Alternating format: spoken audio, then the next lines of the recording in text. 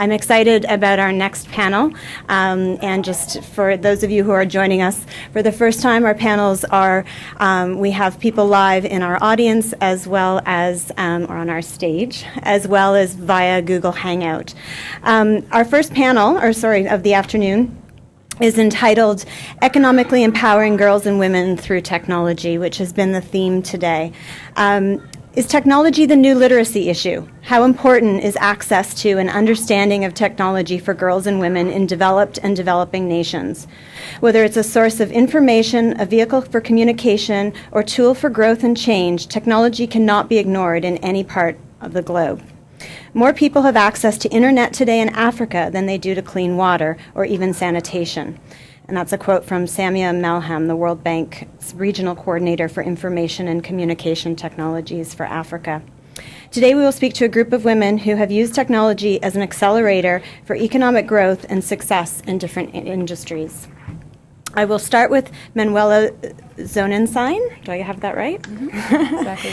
The founder of Smart Agriculture Analytics, Smart Agriculture. She is based in China and is a Brazilian-American environmental entrepreneur and journalist focused on agriculture, most specifically how the world produces and consumes food. She focuses on growing her company Smart Agriculture Analytics, which is an intelligence resource that evaluates the agriculture technology, agritech, opportunities in China for foreign agritech suppliers and investors. I had the pleasure of speaking with Manuela yesterday, and I'm very excited to have her here.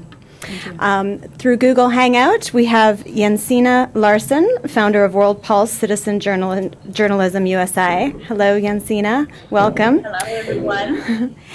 Jensina is an award-winning social media entrepreneur and international journalist, is the founder of World Pulse, an action media network powered by 50,000 women from 190 countries. Over the last decade, Jensina has pioneered World Pulse magazine, Grassroots women's citizen journalism training, an interactive website that enables women on the ground to speak for themselves and connect to solve global problems, including those using internet cafes and cell phones from rural villages and conflict zones. We have Judith Oegar, the creator of... Can you say the name of your company, please? Akira Chicks. Akira Chicks. I have been struggling with that, so thank you. Judith, I'll just share with you, we found, I had read about her in an article, and Farah and I thought that she would be a fabulous addition to this panel. So we're very excited to have Judith tuning in from Kenya. Judith believes that exposure, education, and use of technology can increase the quality of life and as such change the world. She is a techpreneur, a blogger, and tech enthusiast. Judith is a co-founder and president of...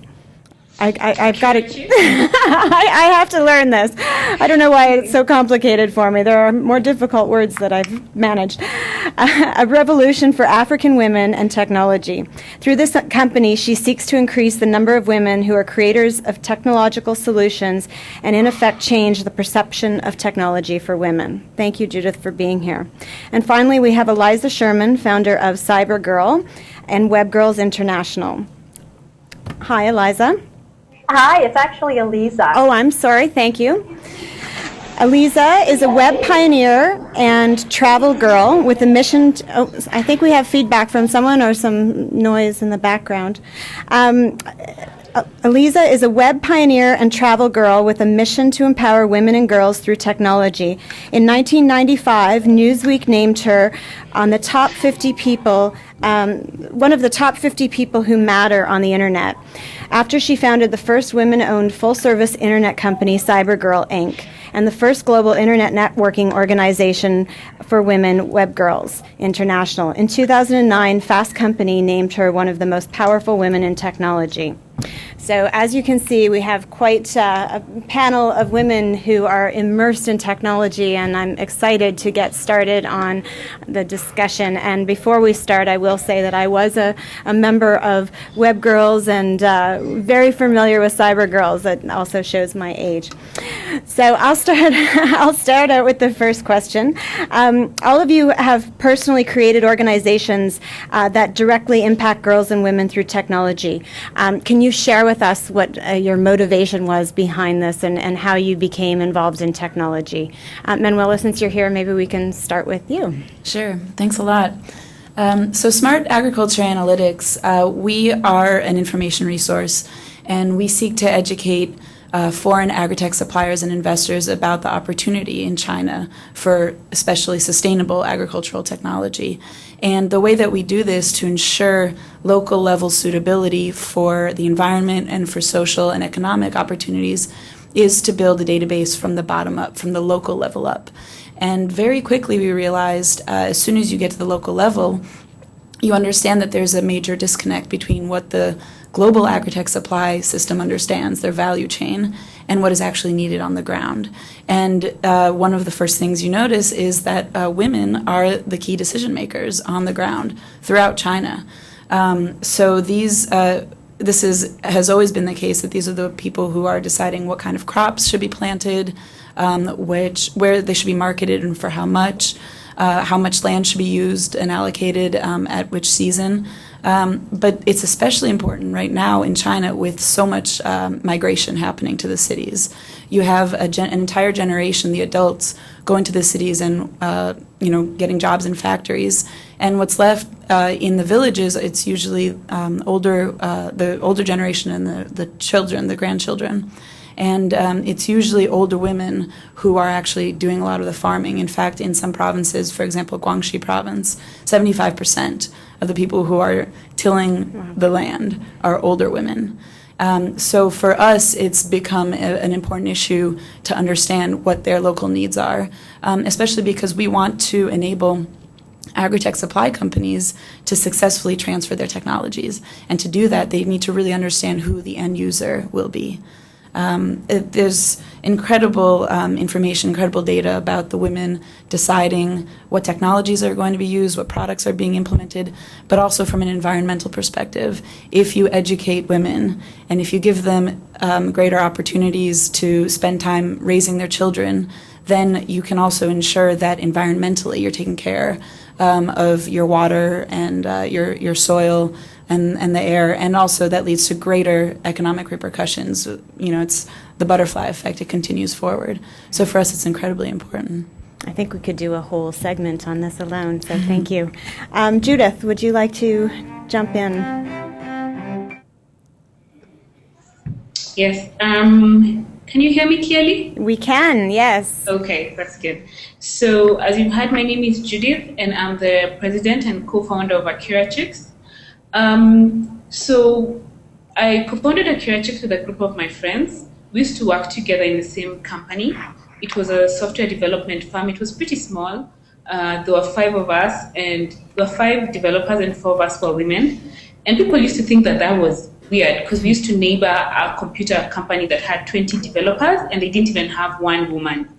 So because of such reactions, we thought that we should do something for women in technology. We thought that there are probably many women out there, they're the only ones in the company, only female person in the company, and they think they're oddballs. So we decided to start an organization for fellow oddballs. So that's really how we began Grassroots. There's a co-working space called the iHub in Nairobi. So when the iHub was launched, we finally got a space. So we were volunteers for an organization that works at the iHub. We used to be volunteer developers. So we used to meet in the iHub, and it was during the launch that we decided, let's do something for women in tech. There were very few women at the launch. I knew practically all of them. So we were like, okay, let's do something. Now we have a space. So that's really how we formed Grassroots. We wanted it to be a safe space for fellow women developers at that time. But over the 3 years we've been in existence, our reason for existence has been changing, or it has been evolving. After some time of doing meetups, we decided, so what can we give back? What can we give that we have? At that point, we were very young in career, so we didn't have a lot of money. But we decided we are going to give of our skills because we had skills. So we started our training program, and we decided that we were going to target girls who come from the slums. So we started from very humble beginnings. We had a computer bus and we'd go to the slums. And at first, we'd just teach them Word and Excel, basically Microsoft packages. But after some time, we were like, we need to teach them something that's different, something that will add value, such that they can get jobs. So our training program evolved to have web development, graphic design, entrepreneurship, and basic computer literacy.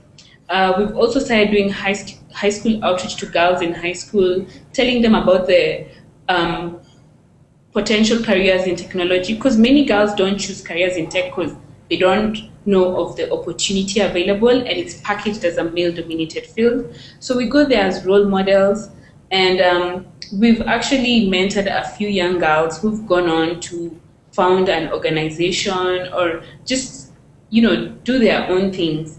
And so really that's what Akira Chicks has become now. We just empower women using technology. We encourage women to enter the field of technology, but even if that is not what they want to do, we encourage them to use it wherever they are.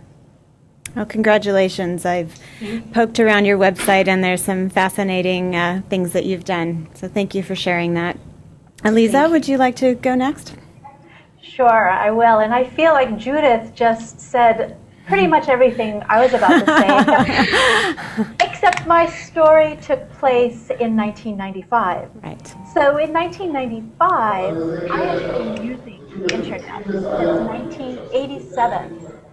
And I had found it to be an amazing tool for my life, and by 1995, for my career. Starting CyberGirl, it was the first woman-owned internet company. And I looked around for other women who knew what the internet was, and I wasn't finding them. And I had to dig very deeply on the internet, which back then we did not have Google. So I was able to find other women, artists, professors, women who were just beginning to use the internet for communications. And we met at an internet cafe in downtown Manhattan, and we were able to speak each other's language. So it was that same feeling of the oddball or the geek, and we finally had somebody to relate to. So that one meeting with about 6 women began to grow exponentially because of the internet. And 6 women meeting in March of '95, it doubled, it tripled. I began to get emails from women around the world saying, can we start one of these web girls meetings? And it just kept growing. So at its height, back in the 90s, Web Girls had over 100 chapters worldwide. And it was all about women helping other women learn about technology. Women helping girls understand the opportunities. Now, back then, there was no new media industry or internet industry. That term happened a few years later, but we were paving the way for women to learn that there were these opportunities for them. And as Judith said, it didn't mean you had to be a programmer, but it was easy to get into that if you just knew where the door was that you could open yourself. And so that was what we were doing, was empowering women to open their own doors and to walk through to opportunity.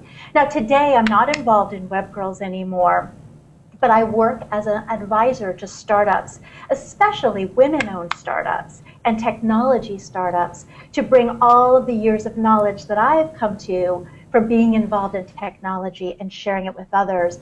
And I encourage women and girls to step up and be a role model, and to step up and be a mentor to others. And so that is the work that I continue to do, and I just celebrate the work that everyone here is doing.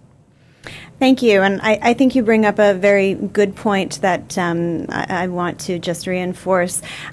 Being involved with technology is not just about being a technologist. You can, and as I have myself been involved with technology for many years, and I couldn't write a line of code if my life depended on it, but you can be part of the technology culture in many different ways. And I think that that's an important message that we need to share with the girls. So thank you. And last but not least, Jensina. Hi, everyone. Hello. First, I want to give a big shout out to the other panelists around the world and say what an honor it is to be on a panel with such tech pioneers. It's pretty awesome. And hi to everyone else out there. My name is Jensina Larsen, and the first thing I want you to know about me is that with every single cell of my body, I believe that the creative human potential of women and girls is the greatest untapped resource in this world, and that we have this moment in history to use the power of technology to truly accelerate and unleash this potential. I started World Pulse. I had the vision for it at a young age. I grew up extremely shy in rural countryside of the state called Wisconsin in the middle of the United States. I was homeschooled, so like the other speakers, I had the experience of being a loner and feeling incredibly isolated, and that my voice was stuck in my throat and that I didn't matter. But as I grew older, I just had a yearning to see the world, and I ended up going to the Amazon at the age of 19 and ended up becoming a freelance journalist because the women that I met there was oil contamination on their traditional lands, and their children were dying of skin cancer and stomach cancer, and they asked me to be their messenger.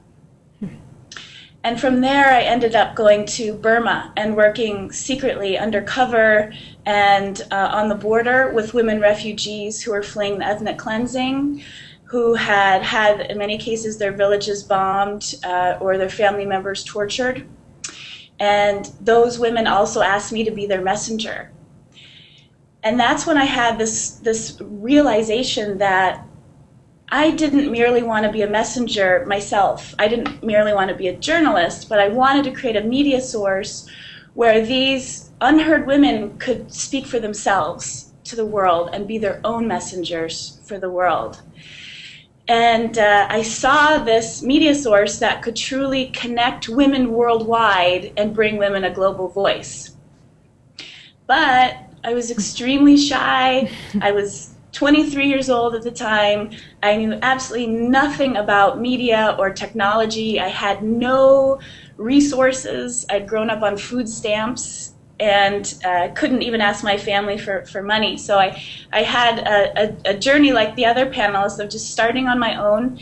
And I built a pro bono team for the first 3 years and gradually started to grow this network of women around the world that's now World Pulse, that now has over 50,000 women from over 200 countries. And it's like amazing, like this giant listening device to what's on the hearts and minds of women and girls around the world. Our network is about 30% young women under the age of 25. And we're channeling their stories and voices to media outlets like the CNN and Reuters and Huffington Post. But we're also training young women and women of all ages in citizen journalism, how to write op-ed stories, how to report from their cell phones, and also just connecting through the power of community so that women don't have to feel alone. Any woman or girl who can get to an online connection can actually connect. So in essence, it's like a dream come true. I never imagined that this could be possible. I remember the moment when I suddenly woke up and realized that, oh my God, I have like 10,000 friends in every corner of the world. And no matter where I travel, there's a bed I can stay in, or someone will take me in to give me a hot meal. And that power of sisterhood and feeling so deeply connected is a revelation. Well, that's an amazing story, and I think everyone would agree that we have 4 amazing women sharing their personal experiences, very grassroots and startup, which is important for these girls who are going to venture out into the world. Some will start companies and programs on their own, and some will venture off into large corporations. But this is all valuable insight. I think if Ariana was listening or here, she would say that these 4 women are exactly fearless, and I think that's an important example and message for all of you. So amazing stories, all of you. This summit is about economic empowerment. So you've all talked about what your companies are doing. Can you talk a little bit about what the economic impact of what you're doing has or may have on women? And Judith, we'll start with you, but I'm just going to ask you to unmute your microphone because I know that there was some background noise and that we had to mute you. Oh, you're still muted. Okay. There we go. Perfect. Thank you. Yes. So, of technology on the lives of the women that I have interacted with is, I'll start with our training program for the girls who come from the slums. One thing we realized is that careers in technology are actually well-paying or better paying than what they had access to. Before, when we select the girls, we usually ask them, so what do you want to be? And all they'll just be like, they'd be like in sales. They only talk about people who they have seen, the people around them. And the people around them are their parents, they're just watchmen, they're ladies who wash clothes in people's houses. So they don't really have big dreams, or they're even afraid to actually say what their dreams are. So as we take them through the training program, which is a 1-year training program, of course, we want them to end in the field of technology, but even if they don't, we like to encourage them to go somewhere close. And for the ones who pass through our training program, some of them have managed to get jobs, and we try and get them placements. So from these jobs, they've been able to improve their lives, change their families. Some of them, whenever we talk to them, they tell us that they have a brother in university, and we're like, so why aren't you in university? And they're like, there wasn't enough money, and their parents had to select one person, and that was the brother. And that's actually a common case here in Africa. So this training program gives them an opportunity to end the cycle of poverty. Also from the interactions in Akira Chicks is predominantly a space of networking for women in technology. So we hope that through the interactions, women will come up with different initiatives. And some women have gone on to found businesses from just meeting in Akira Chicks. And one of the great things to see is these businesses growing and employing people from our training program and just other ordinary ladies. So that changes the lives of the ladies in Akira Chicks and the ladies who we interact with.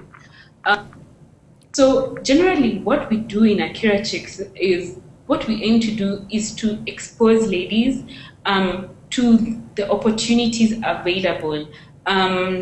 It may sound like a small thing, but just introducing a woman to the internet, a young lady to the internet, and showing her the resources that she can use, it truly changes their outlook to life, and they start having big goals. Because even as we want them to achieve greatly, to improve their economic standards, it really starts in the mind. So giving them all this exposure changes their mindsets, and it also changes the mindset of the people around them. So apart from just improving their economic ability, I think we also just improve how they view life. Now they are more hopeful. After the training program, we like talking to them, and it's great to see that, they have hope in their eyes, for a better future. And for me, that's really the best thing. I couldn't agree more. Aliza, would you like to go next? And yet again, Judith covers so many of the topics. I promise you get to answer first on the next question. I actually love it. I love it. Don't even change the order, because to me, I feel like she is speaking the voice of this generation, which I am so grateful to see that the work of many of us, those of us who were there 10, 20 plus years ago, this is what we want to see. This is what we want to hear. I think more than anything, any of the work that any of us are doing where we are embracing technology, leveraging technology for our personal lives, for our professional lives, we are pioneers. We still are pioneers. We are role models. We are empowering other women. I still hear weekly from women who say that Cybergirl and WebGirls inspired them to learn how to use the computer, to learn how to get onto the internet, to learn how to use technology in general and not be afraid of it. And by doing so, they improved some aspect of their lives and their families' lives, the lives of people in their communities, whether it be getting a better education, getting a better job. I hear from women who were secretaries, or as we call them now, administrative assistants, who learned technology around the web and became webmasters, became business owners. I hear from mothers who are at home with their children looking for new opportunity. Because of the internet, they started businesses from home based on the internet. I hear about these opportunities that women seize, that the internet has given them voice. They are starting organizations to support other women, to support girls. They are starting organizations and companies that are having tremendous impact on their communities and on our world. So if you think about the incredible channels of power that can be tapped into by embracing the internet, I think that we're going to hear a lot of stories throughout the day and on this panel of specific women doing amazing things because of technology and the internet. So the impact is tremendous. The financial independence, the connection to the world, all of these things bring each of us more power than we had before. And collectively, we can do amazing things. Thank you. Manuela, you've been waiting patiently. Would you like to share some thoughts? Absolutely. Well, jumping off of the last set of comments, what we're really trying to do is to connect these women to the global agri-tech market. And here we are looking at 2050, we're going to have 9 billion people, we're going to have to feed. Estimates range between 50 and 70% increase in our food productivity. It's possible, but we have to increase our yields. And that's going to happen through know-how, through technology. And as you look around in China, for example, in Africa and Latin America, the story repeats itself. It's the women who are the majority in making the decisions about what technologies are going to be used, what seeds are going to be sown, and also taking care of their children and the community impact. And so when you think about the fact that, for example, in Kunming, they're starting to have education programs, over 50% of the people who show up are women who want to have the education. And now in Wuhan, there was the founding of the first National Women's Agri-Tech Association. So you're starting to get real movement of women who are coming out, and it's a major blind spot. The companies that are developing the technologies and the companies that are bringing it to China, that are distributing it, and the people who are investing in these technologies have not taken note of the major force that women play in deciding how their technologies are going to be implemented. So if my database and if my information service can manage to reflect the actual needs on the ground locally, then hopefully we can demonstrate very simply from a financial perspective that there is value in focusing on women's needs in the agricultural space. then hopefully as these people are developing their technologies and thinking about educational programs and distribution processes, they'll think about the women who will actually be using their products. And if they want to succeed in technology transfer, they can't continue to ignore this massive group of women, not only for their economic benefits, but also for feeding the globe going forward. I think that there's an important message that we could take from the previous panel as well as from this panel, and that's non-renewable resources and extracting higher yields from what exists, and how technology will play an important factor in that. And there's two levels to that. So there's the mining resources, oil and gas, we talked about in the last panel. Now we're talking about feeding our population, the ever-growing population, and the importance that technology will play in that. I will also point out that there's another layer which we touched on, which is the environment. And in doing that, what are the impacts to society and the environment? I'm going to just ask, because I wasn't very clear when we spoke yesterday, what agritech actually means. And if you could just outline just very quickly what you mean by technology, because female farmers in China and technology don't seem to correlate. So can you explain to everyone what that means? Yeah, absolutely. Smart Agriculture Analytics has come up with an acronym, AIRE, A-I-R-E. So it's approaches, information, resources, and equipment. Approaches would be systems-wide methodologies like organics, permaculture, zero tillage. Information relates to mostly connecting to information platforms. So in Africa, for example, there's been incredible examples of connecting farmers through their cell phones to understand what the market prices are and how to access those markets. So GPS systems, GIS systems would also count. Resources is the raw goods that go into agriculture, so seeds, fertilizers, and pesticides. And then equipment is what you would most obviously think of when I say agritech, tractors, greenhouses, irrigation systems, the list goes on. And because we are focused on being sustainable at SAA, it doesn't necessarily mean that you have to use a really high-tech solution. It could be, for example, something that's been used historically in China is zero tillage systems, where you don't, after you gather your crops, you don't necessarily have to turn the land over, and that releases nitrogen dioxide, and you lose a lot of your nutrients in the soil, and you have a lot of water runoff. So we're looking at really trying to create a platform that reflects the local level need. We don't want to impose the most expensive, most high-tech solution. It's about understanding what is the need in that specific location, which is enabled by amazing technologies today to understand what they need, and then reflecting that information on a global scale so that the value chain can integrate those local needs globally. Great. Thank you for that. Jensina. Yes.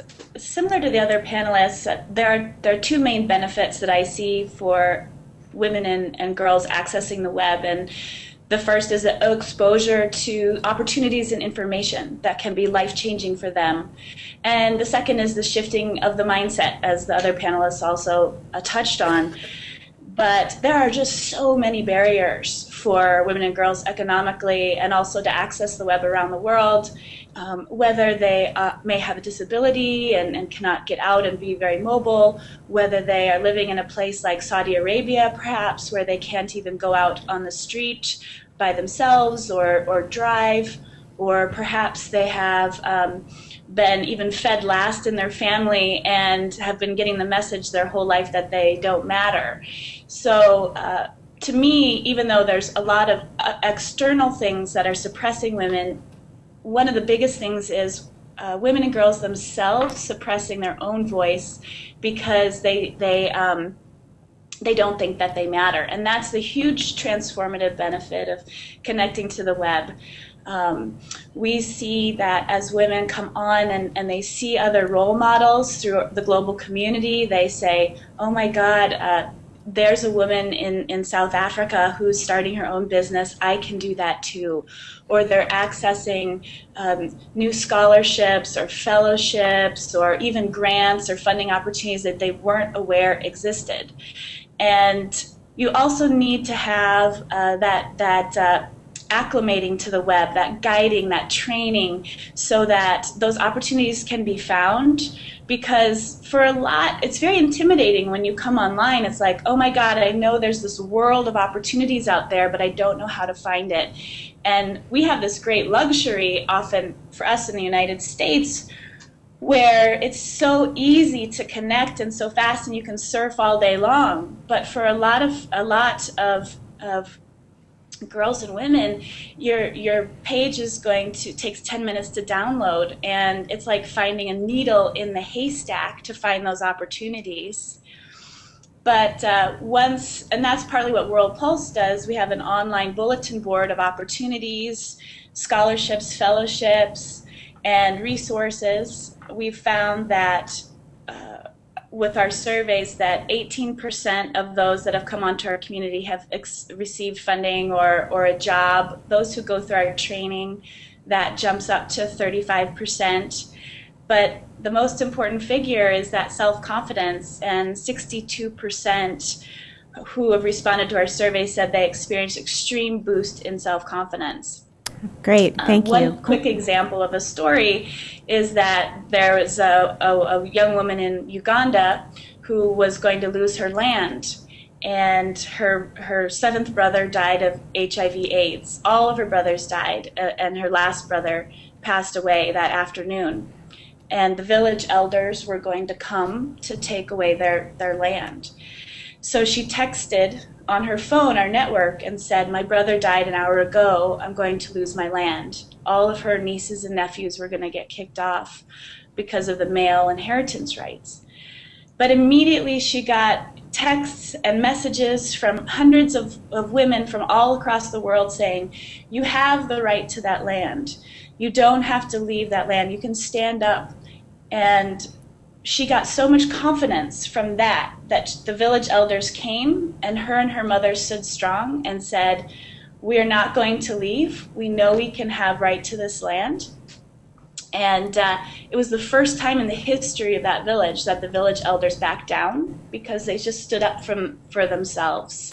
Well, and then today she got a new job and was elected a leader of her village of 700,000, a youth leader of her village of community of 700,000 youth. That's a great story. Thank you so much for sharing that.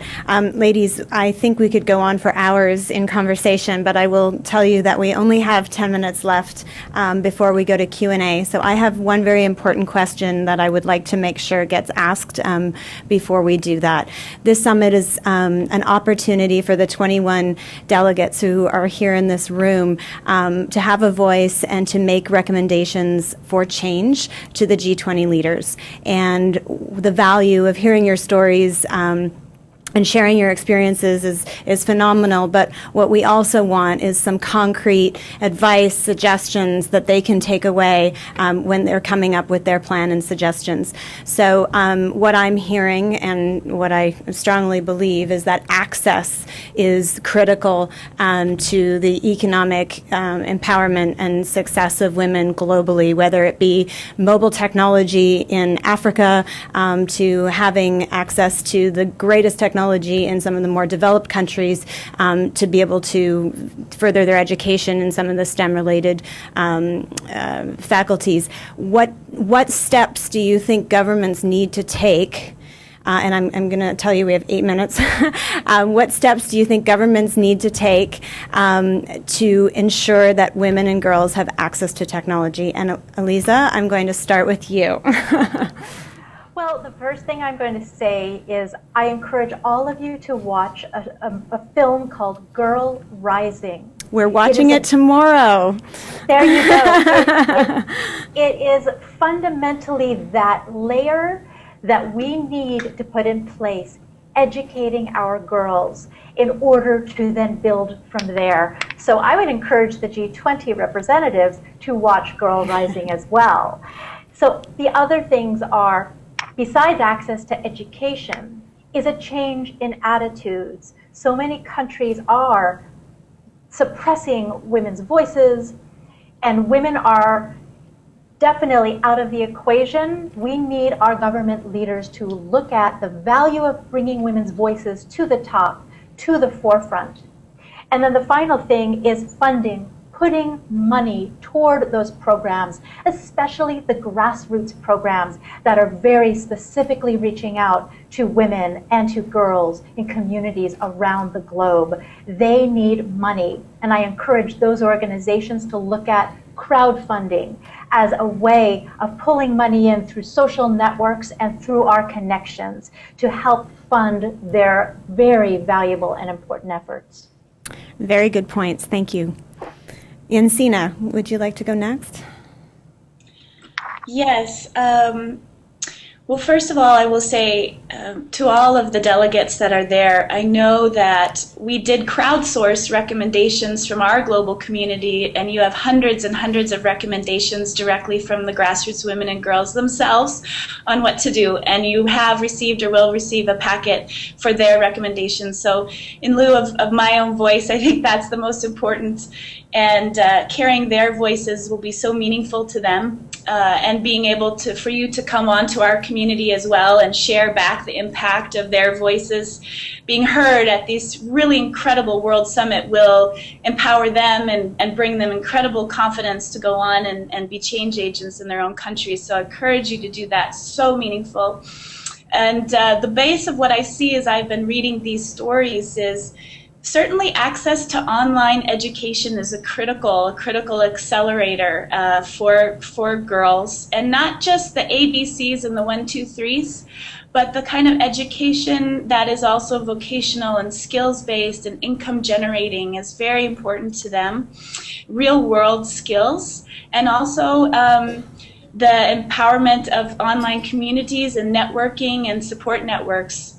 And then I also agree completely on funding and supporting the grassroots women entrepreneurs, women like Judith, who are ICT entrepreneurs and out there on the ground in the communities, inspiring a whole new generation of girls behind them to come online and to be a part of this wave of technical revolution and voice.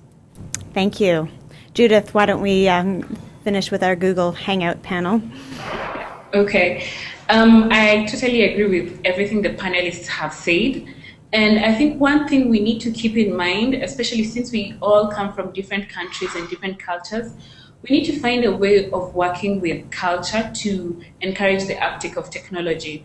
Many times culture is seen to be a barrier, but I think we'd have a breakthrough if we find a way to use culture, the different cultures that we are, to encourage uptake of technology. I'll give an example here in Kenya.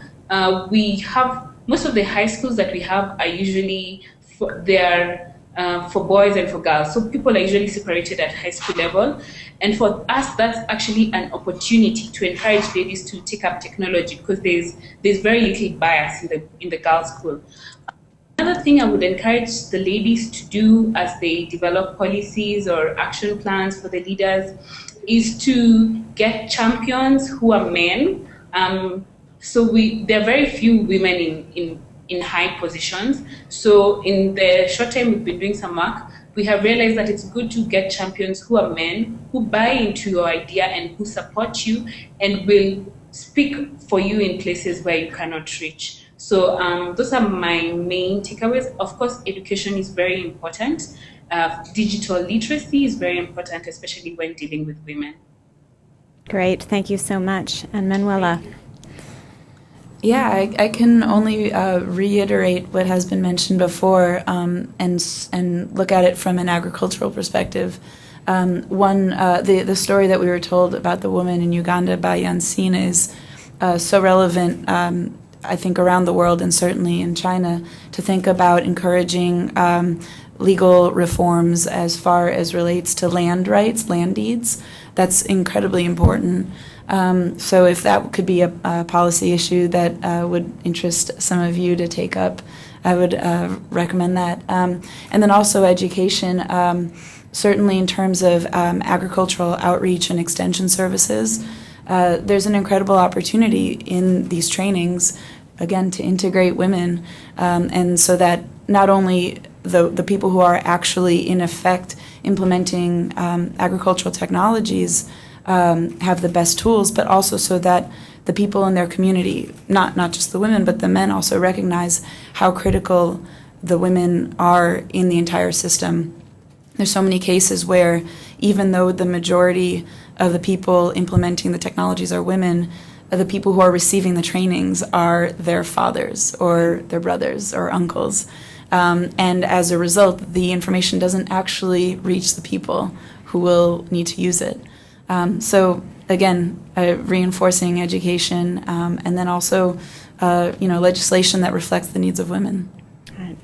So I think some common themes to take away from this panel of very dynamic women, very entrepreneurial and very brave women, is that access is critical at every level, whether it be in remote areas in Africa. And I think our discussion earlier about the balloons that Google is producing for the future, where it will provide mobile access to remote areas, is an interesting technology that will definitely help in this space. But access to technology, the empowerment that it provides for women. So when you give women information, when you give them that access, it empowers them to make change. And I think it also, in some cases, gives them the respect that they need in their culture, in their society, in their village, through the change that they make with this access. So some really interesting insights, and I'm sure there are so many questions from the girls on the floor, so I would like to move to question period. We have one here in the front. My name is Lara. I'm representing Brazil, and I want to make a question to Manuela, not because she's Brazilian like me, just because, but we have a very serious common topic, because agriculture. So I live in the northeast region in Brazil, and suffering because of the lack of rain, and it gets really difficult to family get their economy well. So the prices of food get really high. We suffer in the city, and the people from the country suffer too. So how can smart agriculture can avoid this loss of crop during dry periods, and how can this empower women too? Good question. It's a great question, and it's a question that I think we'll be facing for decades to come. I don't have the solution, but the idea is that smart agriculture analytics or any platform that can reflect local needs would ultimately bring together all the best technologies, and then we can start, throwing them against the wall to see what sticks and testing them out in different locations. So the technologies that would be used in rural China are going to be so different than the technologies that you need to use in rural Brazil. And so our hope is that we can, starting in China, but hopefully soon in Brazil, reflect the local level needs, so that we would have data coming out of out of the Northeast and Ceará and reflect then the technologies that would be best for your communities and the family farmers to use. Thank you. Do we have any other questions? Hi, my name is Morgane, and I'm representing Canada. This is a question that we talked about before, but I'd love to hear your thoughts on it. Women make up a majority of tech product users, but there aren't very many women coders. Why do you think that is? I'd love to jump in. Having worked in the internet industry since the early 90s, and this exact question was posed back then, 20 years later, it's still being posed. So I believe that some of the fundamental answers are the same. Women need to step up to be role models, to be seen and heard when they are doing great work with technology. Girls need those role models. They need to see that there's someone like them doing this kind of work. We need to support the programs in the educational institutions that are addressing technology and understanding that girls in these programs are often in the minority, and there's not always a great environment for them to feel included. I still hear from girls who are going through computer sciences programs at university, and they feel left out. They feel intimidated. They're not being heard. I had people visit from around the world while I was running CyberGirl in the 90s, asking, how do we keep our girls engaged? And I said, do you have any women teaching coding? No, we don't. Is that important? Well, of course it's important. Do you have any women leading groups helping girls overcome these obstacles? Oh no. Do we need to do that? Well, of course you need to do that. So putting things in place so girls can take those steps with women at the lead, I think that is incredibly valuable and can help make a great difference. I think that's a very good point, and something that we heard on the McMaster video was one of the mandates of the school was to double the number of female faculty members in engineering, and they believed that by having female faculty members would impact the number of female students and that they attracted, and I think that they're finding that they're having success with that. So very important. Do we have any other questions? Yes. My name is Alina, and I'm from Russia. And thank you to all the speakers. It was really interesting. And so you were talking about the past of technology, and you were talking about the present of technology. But what I want to know, how do you see the future of technology, and especially what will be the place of and role of women in this future? Thank you. Oh, who wants to tackle that one? I could tackle some of it. Okay. Just part of it. When I think about the future of technology, and that's something I really think about whenever I'm working with Akira Chicks, and the role of women in that future.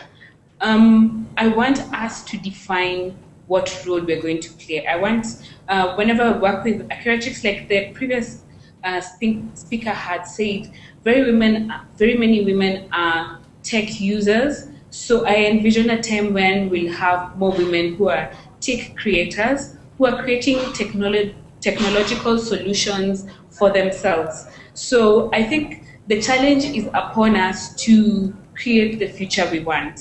So I guess that's what we're doing here, and this is a really great initiative and a great forum.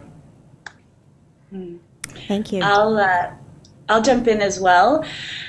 I think the future is incredibly exciting, and if we continue to follow the path of what the other panelists are creating, we have not yet seen how we can harness the technology for social good that is possible. We're going to see this a much bigger force, especially as women are coming in more and more as the designers of the technology itself. Currently, it's so imbalanced in terms of the hardware, in terms of the software, and as more and more women are coming on and actually designing what's going to meet the needs of the other half of humanity and also for themselves, we're going to be able to truly tap into something that does not yet exist on the planet. So that's kind of the great unknown in terms of what our future is, but I have great trust in women and knowing that it's going to be a much improved society, and also a society where more and more women will have the power of their own voice, and at a touch of a button they can access whatever information resources they want, or they can call for help or activate an entire community and just not feel so alone and so silenced.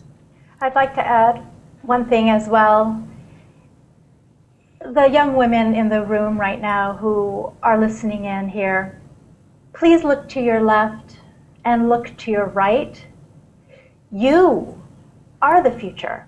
You are the future of technology. The ideas you get from us today and the ideas that you already have in your heart and in your minds, that is the future. Thank you for the, actually, I'm going to have to wrap it up and say goodbye to our panelists that are on Google Hangout. It's been a real pleasure, and I think you've brought some amazing insight to these girls, and we really appreciate you taking the time and sharing that with us. So thank you very much, and I hope to connect with you again soon. Thank you. Manuela, you and I have a little bit of time to talk while they are getting ready for the next hangout. So you had something you wanted to add? Yeah, I think what we heard in the response to the last question about what we would imagine for the future of technology, we heard a lot about potential uses and also maybe designing the platforms. Something that I'm really excited about, and it's just booming now, is something called big data. And it's a totally, it's frontier kind of work, and nobody really knows how that's going to look. And I think that's a really awesome opportunity for women to get involved, because it's the sky's the limit and your imagination is the limit. And they're looking to implement big data in every industry. Absolutely. So it doesn't have to be a technology-focused industry. You don't necessarily have to go into technology to be involved in technology, as you were describing earlier. So if you wanted to go into fashion and understand how big data impacts women's buying or people's buying decisions or merchandising decisions, or in my case, trying to understand how farmers are using technology globally.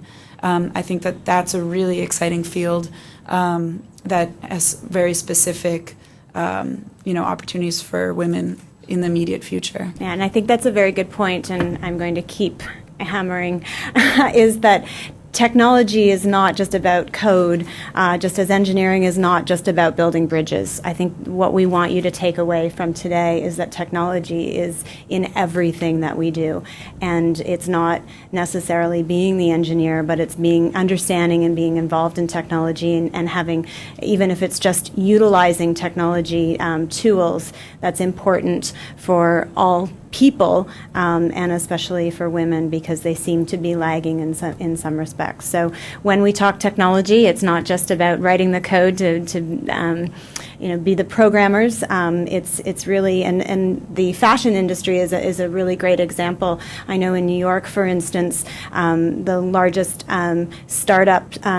startups by women is in the fashion industry. So recognizing that e-commerce is booming and that people are purchasing online, we're starting to see some interesting e-commerce businesses, tech businesses that are coming, starting up in tech and beauty, and very successful female-led companies. So open up your mind. It can be anything that you can imagine.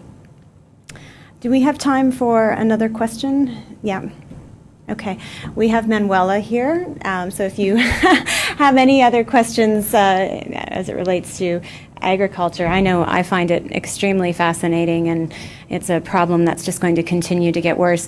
Are there any other questions? Because I can ask away. Yes. Hello, I'm Yumin, and I'm from Korea. And since I am really interested in environment, and currently I'm associated with United Nations Environment Program in Korea. When I was in Chiang Mai last month, we were discussing about food security, and the conference name itself was the first ASEAN +3 future leaders for water, and we basically talked about how to educate those kind of rural farmers to so that they can stand up without direct help. So but we all, since we were not that professionals, we were really hard time solving. I mean, to think about how we can approach to these people. So I just want to ask you at the first time did you go to China and then just did your projects or business? Yeah. Yeah, absolutely. In response to the second part of your question, I moved to China 6 years ago to be a journalist. And I moved from general journalism. I was reporting for Newsweek. and started just covering environmental issues, clean technology, and engineering, and also had been a food writer for over a decade.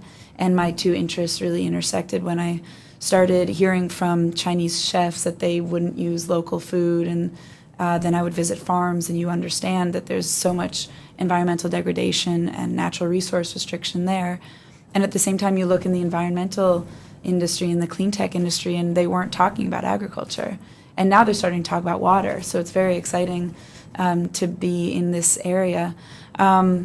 And my background as a person in media and doing entrepreneurial activities led me to want to create a platform like SAA. And I also think, as you've seen with these other women, media, and if you look at Elaine also, media is a really great area, I think, for women to be involved. You have to be skilled in so many ways, and I think women are very good at multitasking and at thinking about communities and bringing people together and being managers. So it felt very natural for me to continue in the media space and connect the providers of technology with the users of technology. In terms of what you're describing with farmers and helping them stand up, I think one great opportunity is foods like organics or natural foods, products that consumers are willing to pay more for. I would hope that eventually the whole world could understand that there's value in paying more for food, and that a lot of that should go into helping the people who actually grow our food for us. And so if there is a way in the market to educate farmers about the opportunities in organics and natural foods or in fair trade, for example, they would be incentivized to use more sustainable methods in their farming because they understand that economically they will benefit as well. And so if they could also be incentivized to use water-saving resources or approaches that have a longer-term impact, those are ways that you can connect the farmer into the global economic system, and they will also hopefully benefit. Another really cool innovation in technology is using your phone to then track products. There's a lot of really cool startups out of California and in the Midwest in the United States that would help consumers understand if they can, they could take the QR code from a product and understand where that food product came from. And if we can connect the consumer with the farmer, that's a really great opportunity where the farmer can grow products in a way that has, more economic benefit for them, and the consumer would be more willing to spend that money. Great. Can you talk a little bit about fair trade and the impact it has on society? You touched on it a little bit, but I think there's another key message there for the girls to take away. So what does fair trade mean, and what's the economic impact and environmental impact of fair trade? Yeah, absolutely. There's fair trade, which seeks to ensure a living wage for farmers. And then there's so many types of certification systems now. You have natural and you have organic. And natural just means that you're not using chemicals, but it doesn't necessarily receive the organic certification. Organic certification is a step further, and it's a globally wide recognized certification system. It's a little expensive for farmers, so sometimes natural is actually a better solution for them. And that's what's nice about all these certification schemes is that it gives the consumer confidence that they're buying a product that merits that extra cost. And now the thing that's unfortunate is that some farmers can't afford that certification, or they aren't educated yet enough to understand what it takes to be certified. But the hope is that eventually you can have the market grow and you have consumers who are willing to spend that money and are educated about the farmers and the people who are producing their food, and the people who are producing the food are therefore incentivized